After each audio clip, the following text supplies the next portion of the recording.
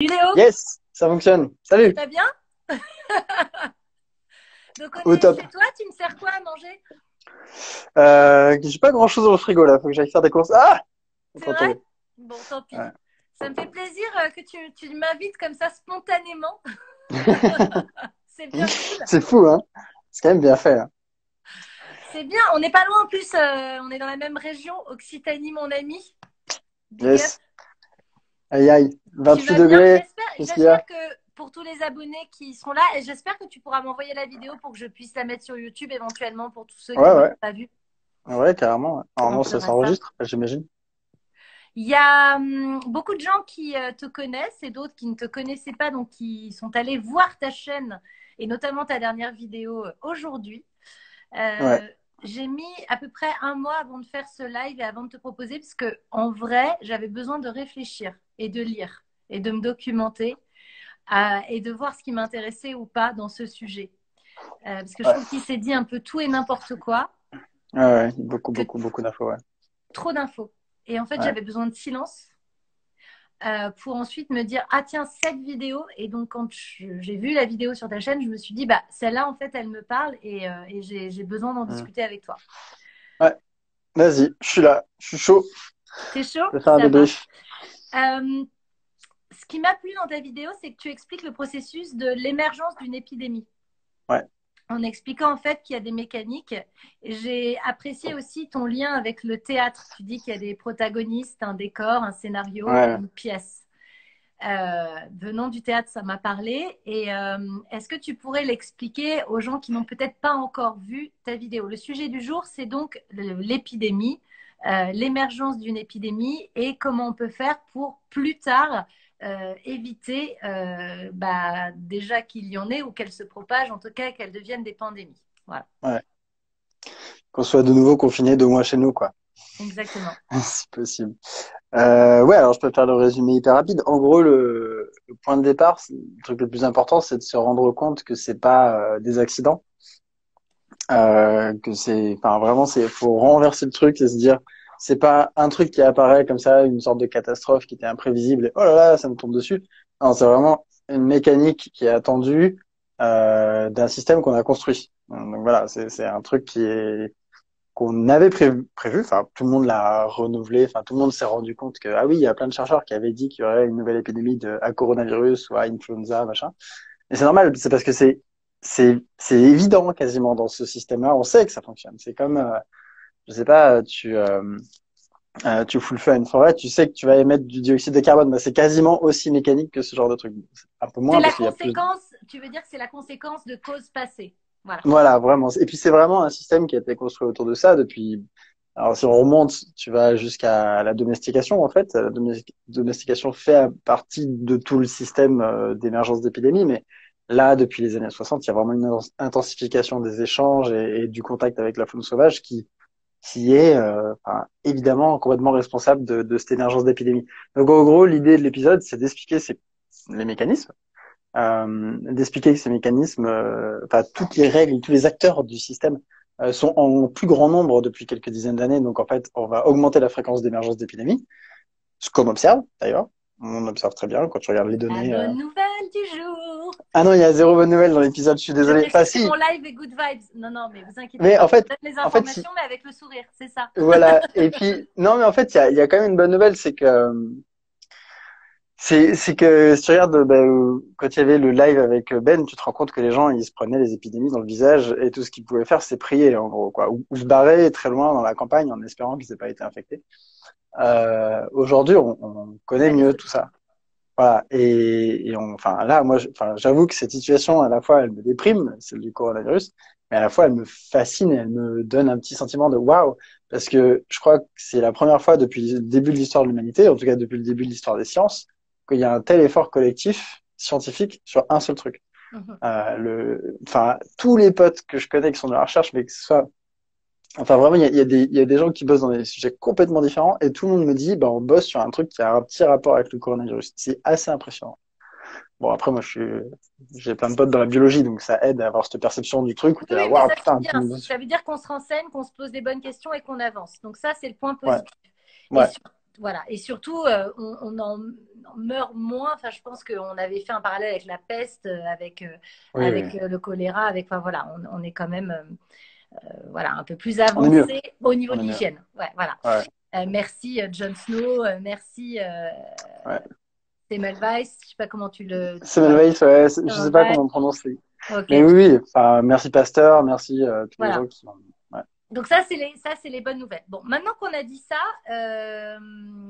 comment émerge une épidémie? Moi, si j'ai bien compris ta vidéo, mais vraiment arrête-moi si je synthétise trop, Vas-y. c'est que à force de déforester la forêt amazonienne, les forêts tropicales, etc., Mm. les animaux sauvages se retrouvent proches des villages, se retrouvent chassés en fait de leur milieu naturel et du coup, donc typiquement des chauves-souris, on va dire, se Mhm. retrouvent proches de nos villages, de là où les hommes font de l'agriculture et notamment de l'élevage intensif Ouais. et en fait contamine par le biais des animaux d'élevage. Donc je ne sais pas si c'est quoi de la défécation. Je ne sais pas comment Ça il est. peut? Ça peut, voilà. Ça peut, ce contact... Enfin, là, dans le coronavirus, ça doit être des contacts par l'air. Donc, t'as plein de... En fait, quand t'es à côté des animaux, j'ai bossé peu de temps dans une ferme avec des vaches pour le lait en Savoie et en Haute-Savoie. Et en fait, t'es tout le temps à moins d'un mètre des vaches. Enfin, c'est normal que les Voilà. contacts se passent. Ça. Donc, à travers ces animaux d'élevage qui ensuite sont consommés par l'homme et puis surtout Ouais. souvent exportés puisqu'ils servent à nourrir en fait d'autres continents. Donc, en fait, l'homme se retrouve directement par ce biais-là contaminé par le virus. Et Mm. en plus, on vit dans un monde de mondialisation qui fait que maintenant, en deux temps, trois mouvements, on est contaminé beaucoup plus vite et c'est ce qui passe de l'épidémie à la pandémie. Voilà. Ouais. C'est un peu le truc J'ai ouf, bon? c'est que t'es très bien. Alors après, faut se dire un truc, c'est que toutes les épidémies suivent pas nécessairement ce schéma, avec, tu sais, faune sauvage, faune domestique, et puis boum. Des fois, t'as des trucs un peu plus rigolos, enfin rigolos entre guillemets. La pandémie donc de la grippe espagnole, elle est passée dans une ferme du Midwest, mais je sais plus ce que c'est le compartiment sauvage, mais c'est pas, tu vois, c'est pas un truc de déforestation, etc. Des fois, t'as des machins qui pop un peu enfin, qui correspondent pas vraiment à ce schéma. Le truc, c'est que statistiquement, globalement, t'as quand même beaucoup de trucs qui correspondent à ce schéma, genre Ebola. C'est vraiment des chauves-souris qui étaient dans la forêt tropicale. On est en contact avec ces chauves-souris parce qu'on s'enfonce toujours plus profond dans les forêts, etc. Le Nipah, c'était ça aussi. Ne nie pas aussi. Euh, Ouais. En ouais. Malaisie. Ouais. Ouais, ouais, ouais. Et puis enfin, clairement, les animaux domestiques ont quasiment toujours un rôle, quasiment toujours. J'ai même pas en tête une grosse épidémie où il n'y a pas eu des animaux domestiques qui sont impliqués. Ou même si c'est pas des animaux domestiques, tu vois, genre des animaux qu'on élève, mais ça peut être des commensaux, donc des animaux qui vivent autour de nous, on s'en rend pas forcément compte, genre les rats, les mulots, les surmulots, les machins comme ça, qui en fait c'est des très bons propagateurs, ils vivent à côté de nous, et ils vivent leur vie et ils nous transmettent des trucs. Donc en fait ouais c'est ça. Moi je trouve qu'il est important à capter. Et ça fait plusieurs vidéos que je fais qui pour essayer de vraiment appuyer sur ce truc-là, c'est qu'on est dans une communauté biologique en fait. On n'est pas que nous, tu vois, avec des sortes d'objets vivants là qu'on utilise quand on a besoin. C'est qu'en fait non, on est dans une espèce de réseau biologique avec qui on entretient des relations super proches, genre les rats, les souris, les greniers, les oiseaux qui volent dans les villes, les machins, machin. Et en fait, on tisse des liens biologiques avec eux, surtout par le biais des pathogènes, quoi. Donc, faut vraiment se voir comme dans un réseau et pas juste on est tout seul et on fait ce qu'on veut sur la planète. Non, non, non, non. C'est ce que tu fais, ça va avoir un impact sur eux et eux, ils vont avoir un impact sur toi, quoi. Surtout Donc, que tu dis voilà. dans ta vidéo qu'il y a une corrélation entre le temps passé avec les animaux et le nombre de parasites qu'on a en commun. Ouais, ça c'est ouf, ouais. Donc ça veut dire que typiquement on s'est refilé beaucoup de parasites avec les chiens. C'est pour ça que c'est important de vacciner les chiens. Mais on s'est refilé pas mal de trucs au cours de notre histoire commune et ouais, les chats, tout ça. Enfin, plus on a passé de temps avec eux, plus on a des parasites en commun. Donc ouais. Petite communauté épidémique sympa. Donc, maintenant qu'on sait qu'on est au centre d'une communauté, parce que les pathogènes circulent beaucoup, qu'est-ce qu'on peut faire avec tout ça? Donc, quelle est déjà, donc là, on a planté le décor. Moi, j'ai dit, j'ai parlé, toi, tu parles beaucoup de la bande intertropicale, en fait. Tu dis que c'est Ouais, vraiment dans cette zone-là que se ouais, passe la majorité des émergences des épidémies. ouais, ouais. Euh, parce que, parce que quoi? Parce que, Parce qu'il y a juste plus de diversité là-bas, donc t'as vraiment plus de chances statistiquement d'avoir des trucs qui pop. Si tu regardes par exemple les chauves-souris ou les rats, enfin les rongeurs, donc c'est des gros groupes de mammifères où il y a des milliers d'espèces. La plupart d'entre eux sont dans la bande tropicale. Nous, on s'en rend pas compte parce qu'on est en France, on se rend pas compte en fait que notre diversité biologique elle est pourrie. Mais j'avais un prof, donc quand je faisais mes études en Guadeloupe, les profs disaient il y a plus d'arbres sur l'île de la Guadeloupe que dans toute l'Europe, plus d'arbres différents, tu vois. d'accord. Et Ah oui, plus c'est d'arbres ça les différents, tropiques ouais, en fait. d'accord. Ouais. Oui, pas de nombre d'individus, mais de nombre Ouais, ouais. d'espèces. Et c'est ça, en fait, les tropiques. C'est juste, il y a une diversité folle. Et du coup, dans cette diversité, c'est autant de probabilités de création d'émergence d'épidémies, quelque part. Donc, tu augmentes les chances. Ce Mais qui alors, fait que, voilà. il y a pas une info contradictoire là, puisqu'on dit quand même que la biodiversité, elle régule les maladies. Ouais.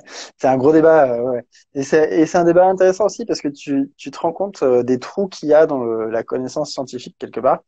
Parce que justement, tu as ce truc-là de, bah, il y a plus de diversité sous les tropiques. Donc ça devrait faire plus d'émergence des épidémies, c'est ce qu'on observe d'ailleurs. Mais de l'autre côté, on dit il faut protéger la biodiversité pour pas qu'on ait des émergences d'épidémies. Et en fait, tu te rends compte qu'il y a une histoire d'échelle. Si tu zoomes vraiment à l'échelle d'un écosystème, quand la biodiversité dégringole, il y a plus d'épidémies qui émergent. Par contre, si tu regardes à l'échelle mondiale, effectivement, plus il y a de biodiversité, plus il y a d'épidémies. En fait, c'est vraiment comment ça fonctionne à l'histoire de l'échelle, tu vois.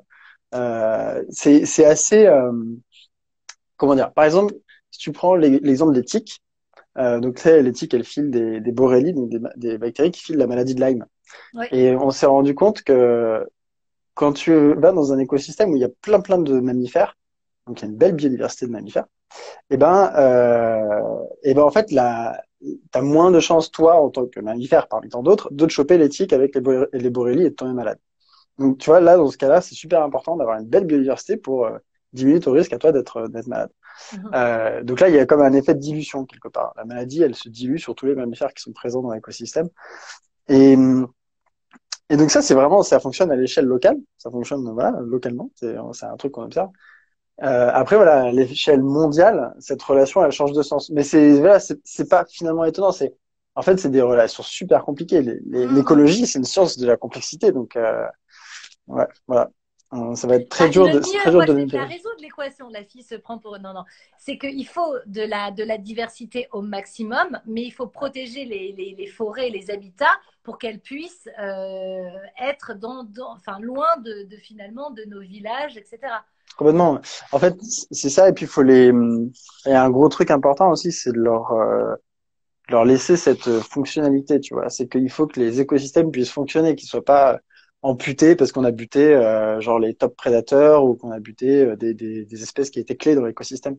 Ça, il y a un truc très important genre que Serge là que j'interviewais, il a fait un papier où il montrait que la couverture forestière c'est hyper important dans l'émergence d'épidémies. Donc plus t'as d'arbres et plus t'as tu vois une forêt qui fonctionne bien avec des oiseaux, des machins, enfin tout le bordel qu'il faut, moins t'as de chances de tomber malade à côté d'un truc comme ça. Donc tu as aussi ce côté vraiment fonctionnalité de l'écosystème. Il faut que l'écosystème fonctionne, quoi, qu'il soit en bonne santé. Tu peux donner le nom de famille de Serge? C'est Morand, Morand. Ok. Je vous invite à écouter ce qu'il dit. Il est fort intéressant, ce monsieur. Ouais, il est très chouette, ouais. Très très chouette. Donc, tu disais que les virus ne nous courent pas dessus, c'est nous qui les rencontrons au fur et à mesure de notre empiètement sur la nature. Ouais, Donc, il faut bien comprendre qu'on a une responsabilité collective à tout ça. complètement, ouais. Une fois que c'est Complètement. dit, on peut parler d'autre chose. Ouais, je pense que, en vrai, c'est ça. Je pense que c'est un truc enfin, tu vois, c'est un argument super fort et contre le fait de bouffer de la viande énormément, en fait. C'est, même si t'arrives pas à convaincre les gens pour des raisons morales de manger moins de viande, même si t'arrives pas à les convaincre pour, je sais pas, pour l'utilisation des sols ou pour diminuer l'utilisation de l'eau, tu peux tout simplement leur dire, si vous consommez pas moins de viande, vous allez de nouveau être confinés. Je Comme n'arrête ça. pas de le dire. Dans tous mes lives, je le dis. Enfin, je Ouais. sais que c'est chiant parce qu'il y a beaucoup de viandards qui disent la viande, c'est la vie et je le comprends. J'ai été viandarde. Mais il faut à un moment donné se dire que c'est pour un mieux vivre dans quelques années, qu'on n'a plus Bah le ouais. choix en fait. Évidemment, si on avait le choix, alors là, franchement, moi je suis complètement d'accord avec vous. La viande, c'est la vie. Mais il faut faire quelques petits sacrifices pour pouvoir avoir une vie libre où on peut respirer l'air à peu près correct. Un peu plus Ça correct. Ouais. passe par quelques sacrifices, dont le fait de diminuer la viande. Et ça, on en parle, on en a parlé avec Nicolas Mérieux il y a 2 jours, on n'a pas arrêté de le Ouais. dire. Puis les conditions de production, elles sont super importantes aussi, quoi. Tu vois bien que des animaux qui sont dans des environnements très denses, qui sont packés dans les forêts tropicales, tout ça, c'est vraiment des problèmes qui demandent à exploser en fait. La grippe porcine, enfin assez mal nommée d'ailleurs, mais la grosse grippe de 2009 là, qui avait fait peur à plein de gens d'ailleurs. Cette grippe-là, elle a émergé dans les super élevages, tu sais, les énormes élevages de plusieurs milliers de mètres carrés là, du Mexique. Ouais, donc en 2009. Donc parce que en fait tous les animaux sont paquets les uns contre les autres, donc c'est des petites bombes épidémiologiques quoi. Donc ça c'est aussi un argument très très fort contre l'élevage intensif. C'est que en fait l'élevage intensif crée des problèmes. Pour contrecarrer ces problèmes, on fait quoi? On met des antibiotiques dans tous les sens, on fait en sorte que de la prophylaxie, tu vois, en fait, on fait en sorte que les animaux soient blindés, que leur système immunitaire puisse se battre contre les virus. Mais en fait, c'est juste des espèces de sparadrap que tu mets sur un bateau qui coule, tu vois. C'est Ouais, que ouais, bah, c'est rustine. tu es en train de te battre contre des bactéries, des virus, des machins qui sont là depuis des milliards d'années. Ça va pas tenir très longtemps ton histoire. Donc en fait, il faut juste genre donner de la place aux animaux pour qu'ils aient, pas, qu'ils soient pas en contact trop les uns contre les autres. Enfin, tu vois, il y a aussi un effort à réfléchir au truc pour des raisons épidémiques, en fait, Alors, je suis d'accord épidémiologiques. avec toi pour l'élevage intensif et il y a aussi repenser carrément tout l'agroalimentaire, toute Ah notre ouais. façon industrielle parce que je répète, enfin, je pense que vous le savez tous, mais l'agroalimentaire tel qu'il est pensé aujourd'hui de manière industrielle est responsable du fait qu'on rase les forêts. Mais en plus, il y a encore un autre truc qui rend fou, en fait, donc on en parle avec Serge dans l'interview et j'ai pas pu tout mettre, parce que bon, sinon ça faisait un épisode de 50 minutes. Mais fais-en, Et hein. C'est ouais, plus intéressant que tu peux là, je pense. à chaque fois, je me tâte et tout, mais là, du coup, tu vois, c'était un truc sur tout ce qui est la diversité agricole. Et en fait, on parlait des systèmes traditionnels agricoles. Donc, dans un système traditionnel agricole, en général, tu crées une sorte de backup. En fait, tu fais pousser plein de trucs différents, des variétés différentes, pour que si jamais il y a une catastrophe, quelle qu'elle soit, eh ben, tout ne va pas réagir de la même façon et tu auras toujours un peu à manger quelque part, tu vois. Mhm. Et en fait, ce système-là, euh, qui a la diversité au cœur de l'agriculture, et ben, fait que pour les épidémies, par exemple, c'est plutôt pas mal parce que si tu as une bactérie ou un virus qui vient, il bute pas tous les porcs, il bute pas tous les trucs de la même façon. Et aujourd'hui, en fait, ça en fait plus du tout ça parce qu'on est dans une logique où tu veux, en fait, au contraire, homogénéiser au maximum. Tu vas avoir une souche très bien connue que tu as optimisée à donf avec de la sélection naturelle ou autre, et qui vont répondre tous de la même façon, qui seront calibrés pour les machines. Enfin, tu vois, l'idée au contraire aujourd'hui, c'est d'avoir le moins de diversité possible dans ton produit final, tu vois. Mhm. Et ça, c'est un problème aussi au niveau épidémiologique, quoi. Bah oui, mais du coup, en fait, tu facilites la vie du virus, quoi. Il va arriver, il va avoir 50 cochons, ils seront tous les mêmes, il va se propager ça va être pour lui, ça va être comme un gamin qui rentre à Disneyland, quoi. C'est, ouais, tout est trop bien. Plein de cochons infectés, trop. Donc voilà, donc ça, c'est des trucs vraiment sur la diversité, enfin, le modèle agricole, effectivement, il y a des gros trucs importants à repenser. Mais Et les ça, chercheurs bossent dessus. maintenant qu'on sait ça, parce qu'on a des connaissances, les gouvernements, j'imagine qu'ils sont au courant. Bon, je ne parle pas forcément de Trump, mais je parle du gouvernement français. Il est au courant de cette réalité scientifique. Est-ce qu'ils vont pas se dire, bon, bah, on va subventionner l'agriculture, la permaculture ou l'agriculture bio, on va essayer d'aider les agriculteurs à repenser tout le système parce que on veut plus vivre de période de confinement. C'est tellement un désastre, ne serait-ce que économique. Si on pense à leur place et qu'on se dit, c'est peut-être pas l'écologie leur priorité, Hmm. mais l'économie, bah même c'est tellement un désastre économique qu'ils sont forcément obligés de redresser la barre. donc de passer par, OK, on va essayer de changer ça pour plus que ça arrive. Franchement, hein, je sais pas, j'aimerais, tu vois, qu'il y ait un vrai changement politique à ce niveau-là. Euh, je sais pas si c'est très rationnel de l'espérer, mais en tout cas, je sais qu'il y a des laboratoires qui travaillent sur justement ces histoires de diversité dans l'agriculture et tout ça. L'INRA, par exemple, Ouais. travaille pas mal sur ce genre de thématiques. Donc bon, enfin, en tout cas, la connaissance avance et les chercheurs ils explorent ces pistes-là aussi. Donc c'est assez cool. C'est assez cool. Pablo Servigne parlait aussi je sais pas si tu connais, Ouais, ouais, ouais. que de toute façon aussi on avait dépassé le pic de pétrole et qu'à un moment donné, il va falloir repenser nos moyens enfin, de repenser l'agroalimentaire parce qu'on va pas pouvoir toujours mécaniser les choses. J'avoue, je suis pas du tout compétent sur ces sujets-là, sur le pétrole et tout ça. C'est pas des thématiques que j'ai encore assez Ouais. poncées, comme on dit. Mais ce qui est clair, c'est en tout cas juste pour les épidémies, il y a déjà de quoi faire pour la refonte du système, quoi. Pour avoir un truc un peu plus vertueux. Et donc investir dans la recherche, ça c'est super important aussi puisque Ouais, je pense. Ouais. maintenant qu'on comprend les choses, on peut agir dessus. Sinon, tout reste un mystère. Et c'est pour ça que depuis le début du confinement, j'entends tellement tout et n'importe quoi que ça m'a fait réellement peur.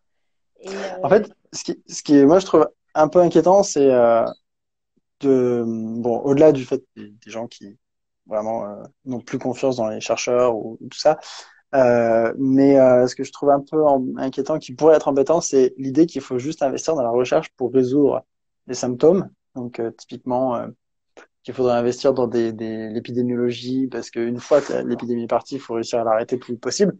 Et oublier qu'en fait, on peut faire de la recherche pour empêcher que les symptômes apparaissent. Donc, typiquement, tu as la recherche en écologie, l'écologie des épidémies, ce genre de truc. Pour moi c'est hyper important d'aller directement dans le fondamental. Et même si les travaux de recherche qu'on peut lancer aujourd'hui, ils auront peut-être des conséquences dans 20 ans, mais à la fin, c'est eux qui nous sauveront des prochaines pandémies, tu vois. Je trouve que on a toujours cette logique on va faire de la recherche pour essayer tu vois, genre de la recherche de traitement, la recherche de trucs comme ça. Mais en fait, c'est juste disparaîtra sur le problème, tu vois. Il faut juste empêcher que le problème apparaisse à la base. Donc, il faut créer un système vertueux où on n'a pas une épidémie tous les ans, quoi. Et voilà, pour ça, on a besoin de recherche. et de Je manger milite moins de pour de la viande. recherche fondamentale. Oui, bah voilà, non, mais carrément. Et aussi, on parlait en fait, améliorer les capacités à détecter les épidémies et à y répondre. Toi, tu avais un très bon exemple, c'était celui de Singapour, qui Ouais. avait vachement bien géré l'épidémie qui était venue de Malaisie, le Nipah, le virus Mhm. Nipah. Ouais. Euh, c'est bizarre qu'on n'ait pas. Alors, tu peux expliquer un peu comment ils faisaient. Bon, je crois qu'en gros, ils avaient isolé les animaux et après, ils faisaient des tests systématiques dès que l'animal, avant qu'il soit commercialisé, c'est ça? Ouais. En fait, ouais, donc ils se sont pris le Nipah dans la gueule, ils ont eu très très peur. Parce que bah, Nipah c'était 50% de mortalité, donc pas Hmm. ouf. Et puis en plus c'est pas beau, c'est les encéphalites. Enfin bon, bref, C'était je en pense que c'est bête. 98, non? C'est ça? Ouais, c'est ça, ouais. Coupe du Ouais, Monde, tout ça. ouais. Et en fait, ils sont juste voisins de la Malaisie, mais vraiment, ils étaient à 50 kilomètres, quoi, donc enfin, peut-être 100 kilomètres. Et du coup, ils ont réagi assez vite en faisant de la biosécurité. Donc, en gros, ils ont viré tous les. Donc, faut se dire un truc, c'est que Singapour, il y a des communautés chinoises très importantes. Il y a une culture aussi dont on consomme la viande fraîche. Donc, tu veux voir l'animal. Quand tu vas au marché, tu veux voir l'animal et puis il est abattu sur place, tu le récupères. Donc, tu vois, les marchés humides, comme on appelle, c'est des trucs où, parce que c'est lié à une certaine forme c'est la fraîcheur du truc, quoi. D'accord. Euh, Bon, un truc qu'on retrouve pas trop en Europe, du coup. Mais ça fait que, du coup, tu amènes l'animal vivant à l'intérieur de la ville. Ce qui, bah, du coup, épidémiologiquement, c'est pas mal.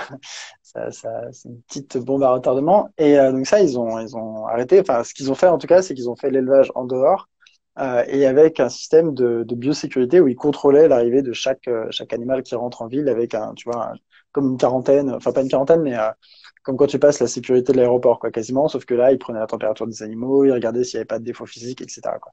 Donc, ils ont vraiment fait pousser la biosécurité au maximum avec du traçage, etc. Et aussi, enfin, faut se dire que Singapour, ils sont donc dans la bande intertropicale, ils sont entourés de plein de pays qui font de l'agriculture dans tous les sens et ils se sont pris plein d'épidémies dans tous les sens parce que c'est aussi un gros réseau aérien. Mm. L'aéroport de Singapour, c'est le plus gros de la région avec Kuala Lumpur. Et en fait, du coup, ça veut dire qu'ils sont vraiment très sensibles à toutes ces épidémies. Et donc typiquement, tu vois, ils se sont pris donc 4 ans après le Nipah, ils se sont pris le SARS, le cousin de l'actuel coronavirus. Ils se sont pris le SARS de 2003, Le 2002-2003. cousin. Le cousin, ouais. Couscous. Bah, la famille virus. C'est la MIF. Et, euh, et ensuite, ils se sont pris c'était quoi? Ils ont eu un autre juste derrière en 2009. Ben, je crois que c'était justement la grippe porcine. Plus sûr. Mais en tout cas, en fait, ils ont Ils ont eu une, enchaîné, quoi. Donc, ils ouais, sont ouais, devenus ouais, experts. Ils ont... exactement. En fait, à partir de 2003, ils se sont rendus compte qu'ils n'avaient pas du tout les infrastructures qu'il fallait pour gérer ce genre d'événement. Et du coup, ils les ont mis en place. Donc, c'était il y a 17 ans. Donc là, ils étaient prêts, quoi. Quand le truc a commencé à émerger en Chine, qu'il y a eu des cas en Thaïlande et tout ça, ils ont, eux, direct fermé les frontières en mode, je crois que c'était une histoire de minutes, hein, c'était fait en 20 minutes. Mais après aussi, c'est un état policier. Enfin, pas la même, il y a pas les mêmes contraintes que chez nous, tu vois. S'ils veulent fermer les frontières en 20 minutes, c'est fait. On n'est pas sur une Euh, petite dictature, d'ailleurs? c'est On les n'est droits pas de loin, l'homme, tu hein? sais, On est sur un truc un peu... c'est tellement surfait, les droits de l'homme, de toute façon, voilà. Mais, Oh, la liberté, ça va. ça va, oh, regardez, on a fait des super objets technologiques, Singapour, c'est magique. Non, mais ouais, et du coup, bon, voilà, ils avaient déjà un système enfin, tout était prêt pour avoir une réaction très rapide, ce qui leur a permis de limiter le nombre de cas. Et alors, Mhm. du coup, comme tu m'avais posé la question, j'ai regardé un petit peu et en fait, il y a un contre-coup de bâton. Donc, ils avaient vraiment, c'était le pays avec le moins de morts et tout. Enfin, il y avait genre un ou deux morts, je sais plus, sur très peu de cas. Et en fait, là, c'est revenu parce que Singapour embauche massivement des travailleurs étrangers de l'Inde et du Bangladesh Mm. qui sont voilà qui viennent en fait ils les récupèrent dans le pays ils bossent ils les foutent tous dans des espèces de baraques où ils sont à 60 dans une baraque toute pourrie ils bossent sur les chantiers de construction ou chantiers navals et ils les ramènent chez eux et en fait ces endroits-là évidemment c'est des viviers à épidémie et en fait le coronavirus est reparti chez eux à cause de ça quoi donc je trouve ça en fait vraiment ce virus il est pas subtil du tout mais il a vraiment ce côté incroyable de mettre le doigt sur ce qui va pas mais qui est ouf vraiment moi, il me fait délirer en fait le virus il y a vraiment ce truc là, de tu vois les États-Unis ah ouais vous avez un président qui croit que les sciences en fait c'est secondaire paf voilà tu vois il fait que ça le virus c'est bref bon, moi il me fait bien marrer enfin quelque part. Ouais, disons que oui, il nous pose, il nous met face à nous-mêmes, il nous incite à réfléchir. Enfin, il y en a qui parlent avant de réfléchir, bien sûr, mais à essayer de comprendre et à essayer ouais, d'endiguer tout ça, quoi. Bon, ce qu'il fallait là, de toute façon, c'était rester chez nous. C'était tellement important. C'est pour ça que Mm-mm. j'ai pas compris, voilà, quand Trump disait non, mais la liberté, vous pouvez, Ouais, voilà, libéré. c'était vraiment pour gagner du temps, il fallait rester chez soi. On était obligé d'être confiné à la lettre et d'être extrêmement. Euh, Moi qui suis un peu rebelle d'une manière générale dans la vie parce que j'aime bien questionner les règles tant que je les ai pas intégrées et tant que je trouve pas qu'elles soient justifiées. Là, en trois lectures, en quatre, cinq lectures Ouais. de personnes qui m'intéressaient, je me suis dit, OK, on reste chez nous, c'est évident. Ouais, ouais, ouais. Voilà. Ouais. Et ensuite, pour l'avenir, pensez à tout ce qu'on vous a dit, c'est-à-dire moins consommer d'animaux, moins consommer en fait de trucs qui provoquent la dégradation des écosystèmes de manière générale, l'huile de palme en particulier.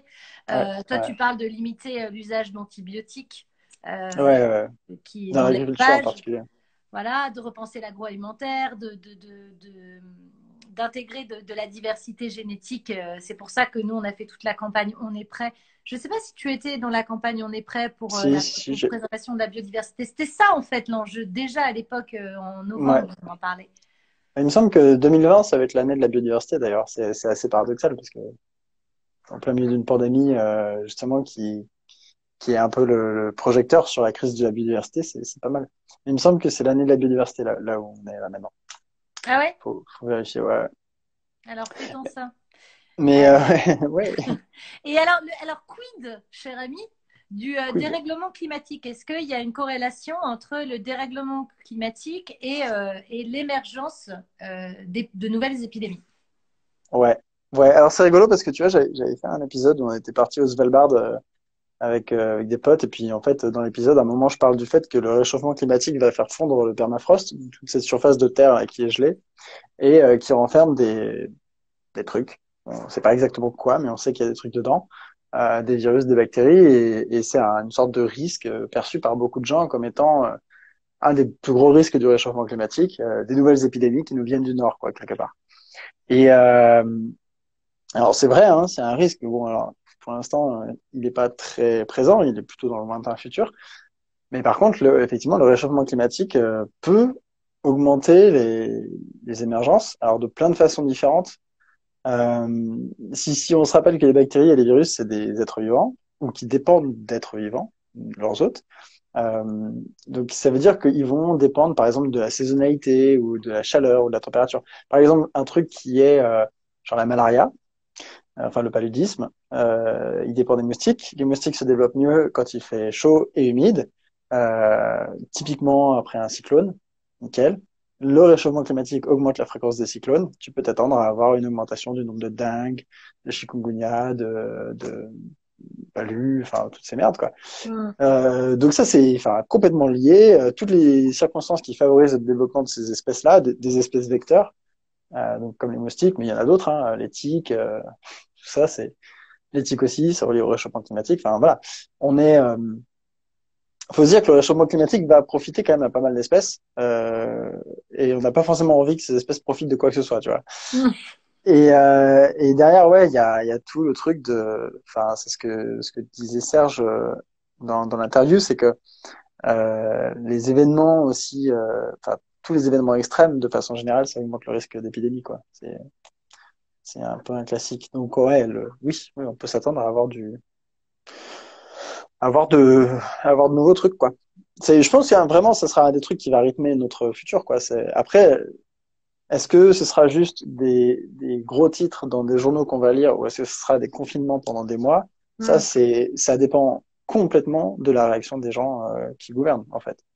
Et c'est tout, parce que le fait que, enfin, tu vois, il y a 20 ans, il y avait des émergences d'épidémies aussi, à plein, mais on n'en a jamais entendu parler.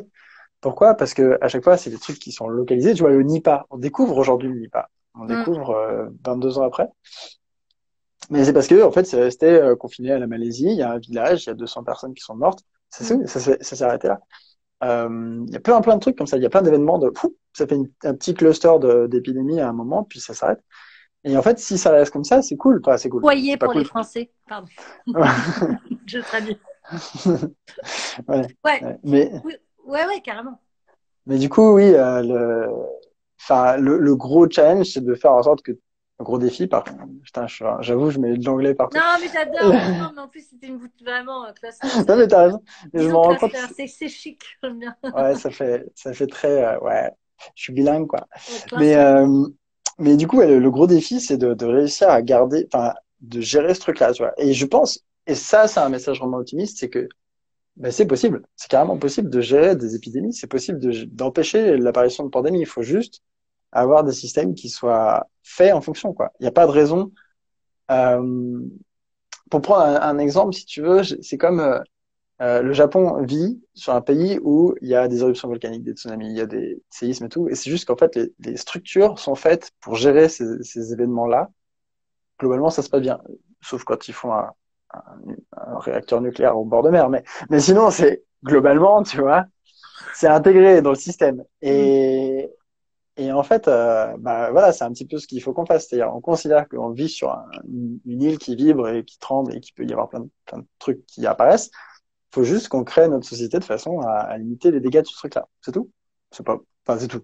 C'est tout. Ouais. C'est tout, mais enfin, il y a des choses plus ou moins grosses à changer parce que si on parle Ouais. de carrément changer l'agroalimentaire et Ouais, d'arrêter ouais, bien d'argent sûr. industriel. C'est un vrai taf de subvention et de taxer Ouais. les entreprises les plus polluantes pour aider les agriculteurs à s'en De ouf, de sortir. ouf. Il ne faut vraiment pas que les agriculteurs subissent la transition, mais au contraire soient aidés pour la transition écologique et agronome. Quid de Ouais. la bise? Tu crois que c'est la fin de la bise? Ah, c'était une des grosses questions qu'on se posait avec des potes. Euh, je pense effectivement, ça va peut-être la limiter entre les gens qui se connaissent pas, tu vois, genre comme truc automatique. Ça peut diminuer. Enfin, T'aimes pas la mais par contre, bise? entre potes, ça peut rester, je pense. Enfin, tu sais, c'est toujours une histoire de à quel point tu fais confiance dans l'état épidémiologique de l'autre personne, quoi. Est-ce que tu es Ouais. infecté ou pas, et voilà. Mais peut-être que ça va faire revenir tu sais, le fist bump, là, le check. Peut-être que on Mais va même le plus. check, hein, c'est pas. C'est. Ouais. Y a rien de vertueux. Ou le white, tu sais, tu feras comme en Ouais, Thaïlande, voilà, exactement. Ou le dab. Mm. Le dab, ça, j'aimerais ça. Bonjour, ça Salut, va? Bien salut tout dormi? le monde. Ah, ça, Ce j'aime serait ça, énorme. j'aime ça. Non, bah, les gestes barrières, va falloir bien, bien, bien les intégrer. Mm. Tu vois, il y a des détails, mais il y a des gens qui se lavent les mains avec leurs bijoux, tu vois. Alors que Ouais. les bijoux, c'est. Ouais, il faut vraiment enlever les Mm. bijoux pour passer sous. Enfin, il y a plein de choses. On Ouais. réapprend à se laver les mains fréquemment. On réapprend à laver nos légumes en permanence et réapprendre aussi le contact chaleureux, mais à distance. Ouais, ouais, c'était marrant ça au début du confinement, quand j'allais faire mes courses et tout, je me rendais compte que les gens étaient vachement froids dans la rue, tu vois, les gens osaient pas se regarder et tout, j'étais, mais c'est censé être juste une distance physique, c'est pas forcément une distance sociale, on n'est pas obligé de se faire la gueule, tu vois, il y a rien qui... Ouais, On peut être à 2 mètres et se dire le coucou et se parler. sourire, tu vois, Ouais. faut au contraire compenser Mm. par l'expressivité du visage, quoi. Complètement, ouais, complètement. Mais une autre conséquence, je pense, l'acceptabilité dans le port du masque. Je pense que ça va devenir complètement normal en fait d'avoir un Mhm. masque, même après la pandémie et tout. Si tu regardes avant, genre il y a quelques mois, décembre, novembre, les gens qui portaient un masque dans le métro, c'était soit des touristes Jap ou chinois, tu vois, soit des gens vraiment, tu te dis mais il est hypochondriaque, c'est pas possible quoi. Ouais. Et je pense que ça, c'est fini. À mon avis, il y aura plein de gens qui vont avoir des masques, même des masques fashion, tu vois, comme tu peux retrouver au Japon, Ah, il y des a un masques. business, hein. Le Ah bah style, de ouf, le style des de ouf, masques, le stylisme de de ouf. masques. C'est Ouais, ouais. Moi, ça me... au Japon, t'as des masques avec des prétendues propriétés, comment, enfin, genre pour la santé et tout, parce qu'ils mettent des huiles essentielles, ils mettent des bonnes odeurs, ils mettent des trucs, tu vois. Enfin, Hmm. il y a plein de variations de masques. Tu peux faire plein de trucs. Donc voilà. Bah, ça va être ça. De toute façon, il va falloir prendre les choses au sérieux parce qu'elles le sont. Ouais, c'est clair. Et maintenant qu'on les comprend mieux, ça va, toi, sur ces sujets-là? Tu te fais pas trop embêter, bousculer, parce qu'il y a beaucoup de croyances qui viennent contrecarrer ces thèses scientifiques. Un peu, dès que, c'est quoi, les sujets on m'a beaucoup demandé si le virus n'était pas d'origine humaine, parce que, tu sais, il y a eu cette vidéo sur Facebook d'un mec qui voulait démontrer que le virus avait été fabriqué par, je sais pas, l'Institut Pasteur, tout ça. Hmm. Mais bon, en fait, ça va parce que je crois que mon gens ils sont cool déjà. Et puis ils ont pas mal d'esprit critique, donc justement ils se vautrent pas trop dans les machins comme ça qui font beaucoup de bruit d'un coup quoi. Je crois qu'ils sont assez sceptiques globalement. Hmm. Donc ils font attention, j'ai l'impression. Sceptique, c'est peut-être péjoratif, mais critique, ça a du bon Oui à voilà, plus oui c'est ce critique que je veux et dire. Ouais. prendre du recul, Ils ouais, sont voilà, critiques. et avoir un libre arbitre par rapport. Quand tout le monde se Ouais c'est ça. ruait sur un truc, ouais, c'est ça, Hmm. les patchs nicotine, ouais, c'est ça. Ouais c'est ça. Ouais, je pense que il y a un peu une forme oh, attends, on n'est pas obligé de courir sur l'information. On peut prendre notre temps avant d'être sûr de quoi que ce soit. Et moi, c'est vraiment un truc vraiment, c'est une sorte de discipline, une sorte d'hygiène mentale importante. C'est juste, t'es pas obligé d'avoir une opinion en 2 secondes, en fait. T'as le droit de prendre ton temps. Ouais. Prends-toi quelques semaines pour lire le truc, pour voir comment les avis évoluent et tout. Chill. C'est pas comme s'il y allait y avoir une interro à la fin, donc t'inquiète, tu vois. T'inquiète. Ah, moi, j'ai eu besoin, je te dis, avant de tomber sur ta vidéo, et c'est là où je me suis dit, faut que je le contacte parce que vraiment, j'ai eu besoin de 3 semaines de grosses réflexions Et puis tout le monde m'appelait en disant ouais machin, la chloroquine, et je disais attendez, on respire, on souffle Hmm. un coup, on lit. Et qu'est-ce que la science en fait le problème, enfin je sais pas comment tu détermines toi qui es vulgarisateur scientifique, moi c'est pas du tout mon domaine, mais je me suis dit que pour moi là, être un scientifique, tu m'arrêtes si je me trompe, c'est tu cherches pour, prouver un truc qui fait que tu as tort dans ton argumentation. Et si Ouais, tu ne trouves pas au bout d'un moment, c'est pour ça que ça prend du temps et c'est pour ça qu'il faut prendre du recul, tu te dis peut-être que c'est scientifique. ouais. Idéalement, ouais, c'est un peu ça la démarche, ouais. Effectivement, tu essaies de trouver des façons différentes de réfuter ton truc. De toute façon, si c'est pas toi qui le fais, il y aura d'autres chercheurs qui viendront essayer de réfuter ce que tu as fait. Donc, Autant le le faire système est, toi-même pour pas te taper la honte, quoi. le système, ouais, voilà, exactement. Le système fonctionne pas mal pour ça.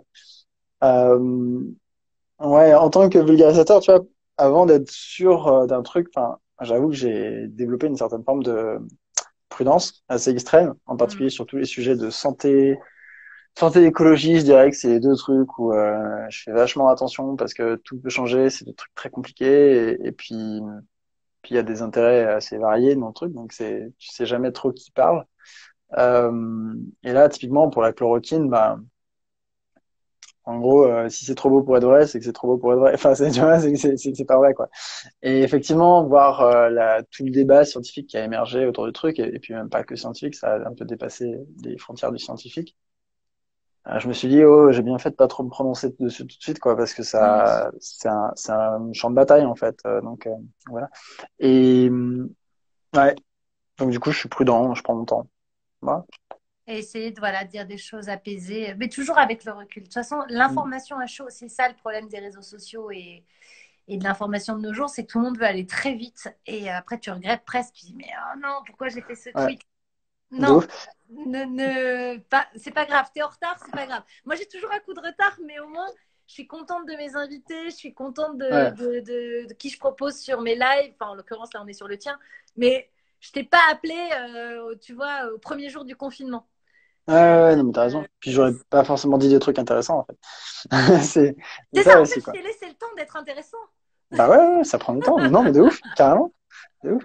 Et puis, tu sais, en fait, il y a un autre truc, et là, je suis un peu à charge quand même, je suis un peu vénère, mais c'est l'influence des médias parce que justement les médias veulent pas respecter cette règle parce que c'est un peu il y a une course à la justement l'info croustillante Mm. et et tu vois vraiment le côté pervers de ce truc-là dans pendant une crise mondiale où il y a des gens qui meurent où il y a vraiment un impact très fort c'est que du coup t'as des pour leur propre intérêt il y a des journaux qui vont essayer de trouver l'information la plus ouf il se trouve que des fois l'information la plus ouf elle est fausse parce qu'ils ont pas Mm. personne n'a eu le temps de vraiment vérifier et du coup, tu vas mettre une mauvaise idée dans tous les gens qui lisent ton journal. Ça va vraiment avoir une conséquence très claire en termes de santé publique.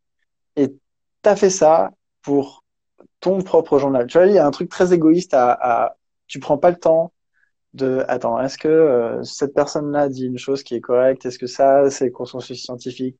Où est-ce qu'on en est dans l'état de l'art, tu vois? Et moi, j'avoue que je suis il y a très peu de médias aujourd'hui où je suis là, où je suis j'allais dire Sûr de fier, la mais source, quoi. ouais, c'est ça, sûr. Il y a très peu de médias dont je suis sûr aujourd'hui en France sur ces sujets-là. Tu vois, j'écoute pas mal France Culture parce qu'il y a la méthode scientifique, ce qui est pour moi l'une des meilleures émissions de science en France, Ouais. ou Futura Science. Mais sur ces sujets-là, je leur fais confiance parce qu'en plus les gens qui bossent dedans et tout, enfin, je vois leur processus de travail, donc c'est impeccable. Mais ailleurs, j'avoue que ben je fais gaffe, quoi. Je fais super gaffe parce que voilà. Et c'est un truc, tu vois, je pensais pas. Mais la pandémie, elle révèle vraiment ça, quoi.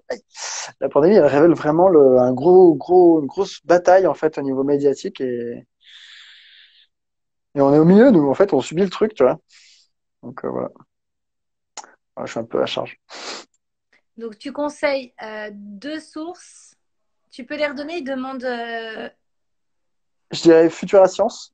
Futura Ouais. Science, c'est vraiment, c'est trop réglo. Enfin, il y a Julien Hernandez, là, il fait des super articles, justement, sur les conséquences du débat de la chloroquine et tout. Enfin, il a fait plein de trucs. Et la méthode scientifique sur France Culture. Voilà. En fait, ce qui est cool avec la méthode scientifique, c'est qu'ils font des trucs assez brefs tous les jours pour, tiens, on va parler de tel sujet qui fait beaucoup parler de lui dans l'actualité, tout ça. Donc c'est très cool. Enfin, ouais, justement, ils sont au milieu de la bataille et ils essayent d'un peu d'apaiser tout le bordel, quoi. Et c'est valeureux, hein. Moi, franchement, j'aurais pas la foi de faire ça. Je, des fois, j'allume Twitter, je regarde le truc, je fais, OK, allez, je quitte tout ça, je vais faire autre chose. Ça Il me fait faut le seum. beaucoup de sagesse pour Ouais, expliquer son point de vue sans dénigrer les autres et en même temps ouais, ouais, apporter les infos. Ouais, il y en vraiment. a qui arrivent très bien. Il y a des gens que je cite souvent qui m'apaisent et dont voilà, je sais que les sources sont vraies, mais il y a des gens qui font trop de bruit. Ouais, ouais. Mais c'est vrai, en plus, tu vois, il y a un truc un peu de bruit et signal, quoi, quelque part. On est dans une crise, une des grosses crises de l'humanité depuis les 50 dernières années. Et, euh, et du coup, tu vois les gens qui essayent d'apporter quelque chose de clair et limpide pour aider les gens qui vont recevoir le signal. Et t'as les gens qui font du blabla parce qu'en fait, ils ont besoin de faire du blabla pour exister et pour vivre, pour tirer un business et tout ça, quoi. Mm. Et ces gens-là pas forcément n'apportent grand-chose au débat ou à la clarté du truc, tu vois, et genre, ah, il y a cette nouvelle théorie qui existe. Attends, chill, chill. Et quelque part, je suis assez envieux des gens qui, genre, imagine, t'as Internet une fois tous les mois, tu vois. T'as pas le temps de prendre tout l'espèce de bruit statistique, il te faut le signal au milieu, quoi. Il te faut vraiment l'information claire et tout. Et ben, c'est un petit peu ce que j'essaye d'avoir en ce moment. C'est-à-dire, quasiment prendre l'actualité sur Wikipédia, tu vois, entre guillemets. Quasiment. C'est vraiment, Ça peut prendre du faire du bien. recul. Voilà. Donc voilà, c'est un peu, je trouve qu'il y a plein de trucs intéressants avec cette épidémie, justement, enfin, tu me parles du rapport à l'information et tout, mais ça fait ressortir tellement de trucs différents. C'est, ouais, période fascinante, je trouve. L'épidémie faisait tomber les masques. Ah, je t'ai perdu. Ah, tu m'as perdu? Non, ça y est, je t'ai retrouvé. Ouais, il y en a un qui disait un bon jeu de mots, l'épidémie fait tomber les masques. Oh. C'est juste que, voilà, non, mais il a raison, c'est-à-dire qu'on a vu aussi les personnes concernées, les personnes solidaires, Ouais, ouais. les personnes, et puis au contraire, les gens qui essayent de tirer du profit ou des bénéfices d'une crise sanitaire, et ça me dégoûte.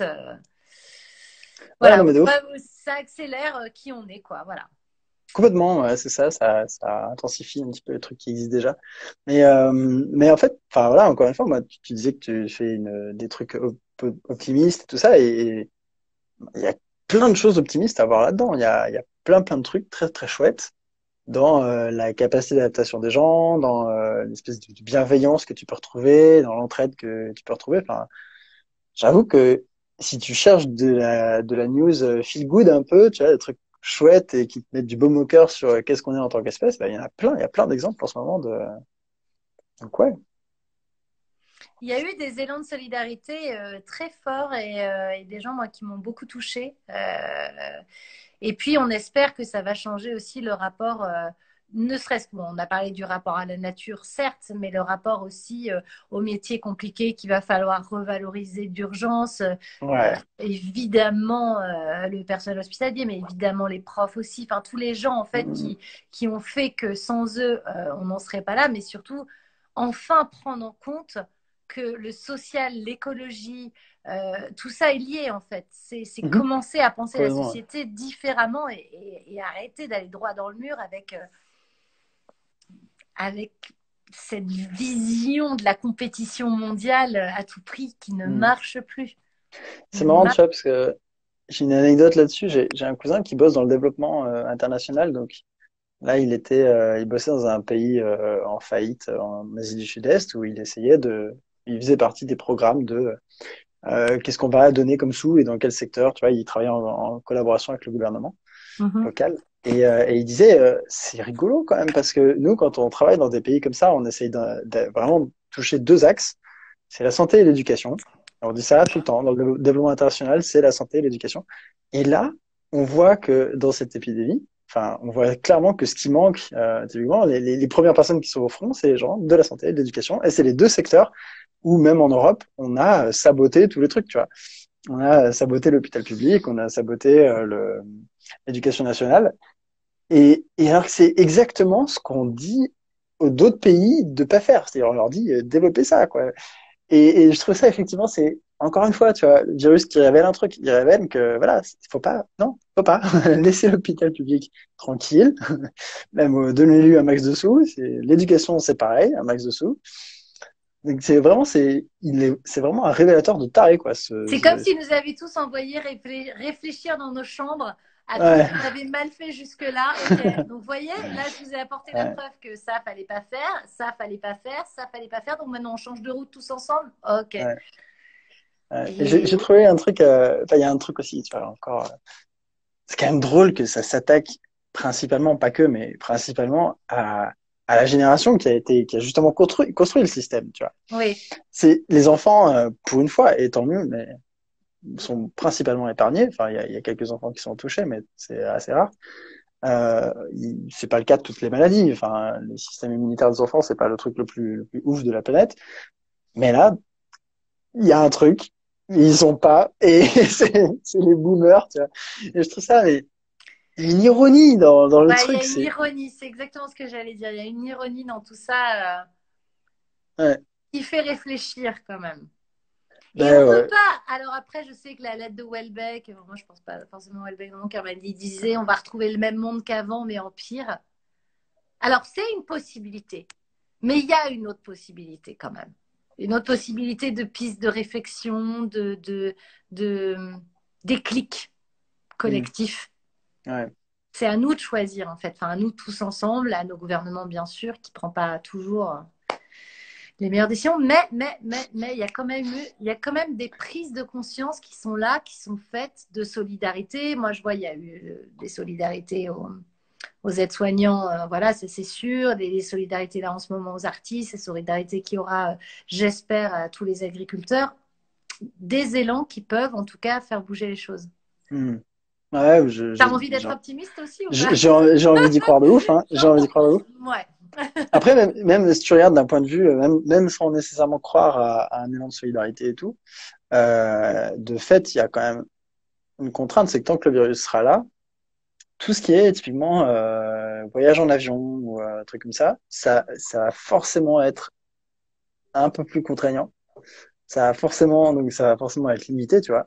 Ça sera peut-être même moins bien vu socialement de beaucoup voyager tant que le virus sera présent, parce que tu seras perçu comme étant une personne qui peut propager le bordel.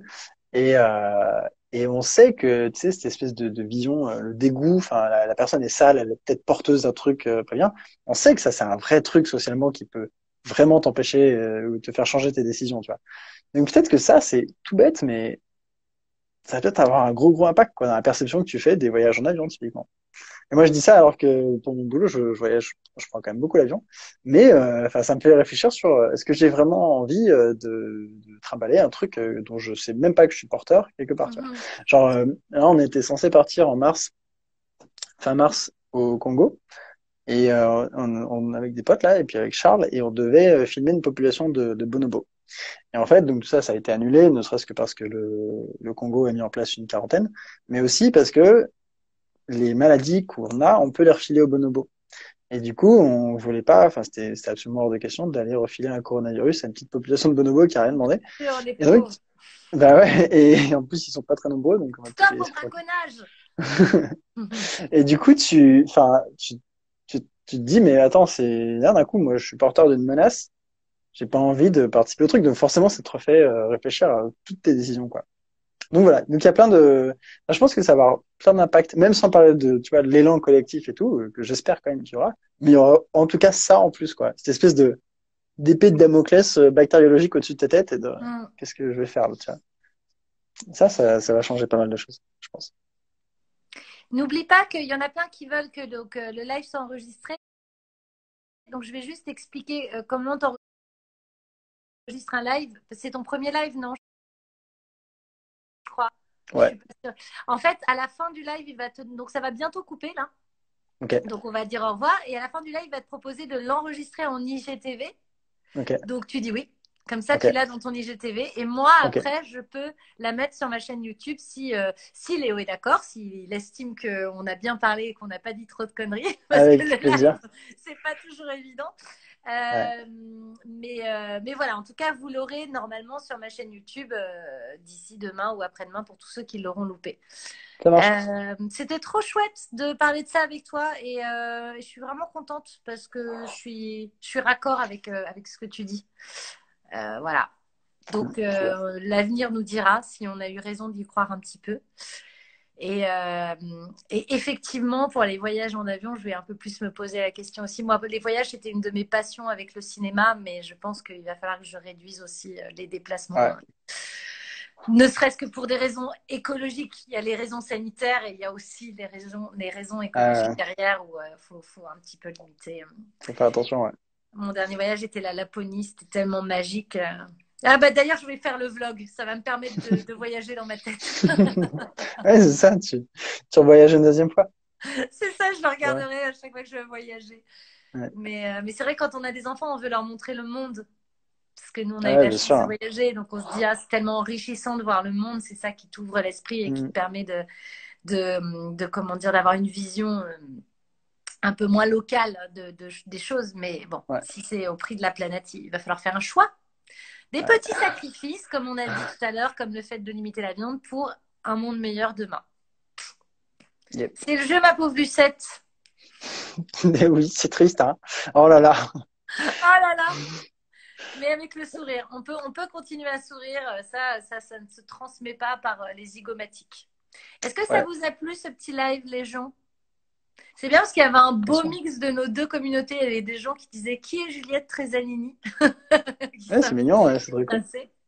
C'est très bienveillant, en tout cas. Je vois plein de petits cœurs partout, là. Ouais, carrément, carrément. Mm. Et puis bah, j'espère te revoir.